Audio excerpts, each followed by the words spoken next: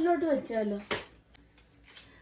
ഇതെല്ലാം ഒറ്റ ട്രിപ്പിൽ കൊണ്ടുപോകാൻ പറ്റുന്നില്ല. ഇത് പറ്റുന്നില്ല. പക്ഷെ എന്റെ രണ്ട് വലിയ കവറുണ്ട്. ഇതിലോട്ടെല്ലാം പാത്രങ്ങൾ വെക്കാം. പൊട്ടാത്ത പാത്രങ്ങൾ. സ്റ്റീൽ പാത്രം അടുക്കിയാ വെച്ചേക്കുന്നത്.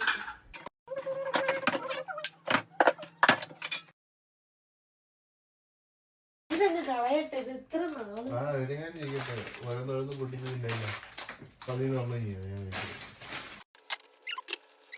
ഇതിന്റെ മണ്ട എന്തിനാ മാള് ഓരോന്നുകൊണ്ട് വെക്കുന്നത്? ഞാൻ എന്റെ മണ്ടയ്ക്ക് എടുത്ത് മാറ്റുന്ന എന്റെ മണ്ടയ്ക്ക്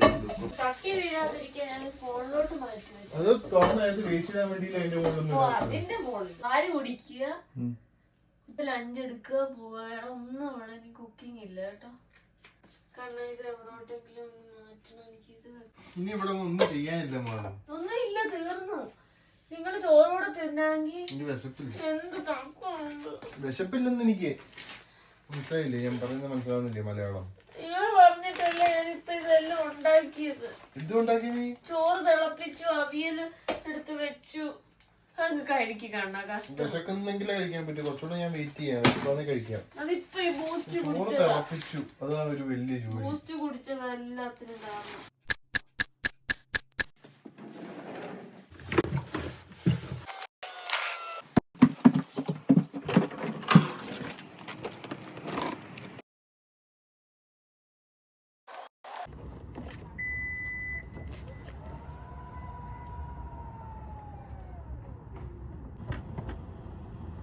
ഇത് നീ പിടിച്ചോണ്ട് ഫ്രണ്ട്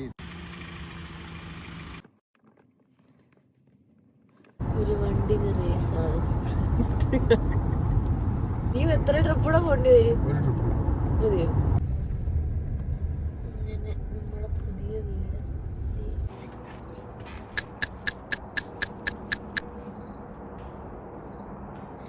രാത്രിയുണ്ട്, വലിയ വെട്ടമില്ല.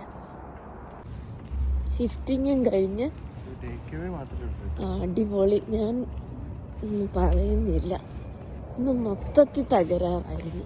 സാരമില്ല, പേഴ്സും കളഞ്ഞില്ല, കിട്ടിയില്ലേ. Okay bye. അങ്ങനെ ഷിഫ്റ്റിങ്ങും കഴിഞ്ഞ് ഞങ്ങളൊരു ബിരിയാണിയും കഴിക്കാൻ അങ്ങനെ വന്നിരിക്കുക.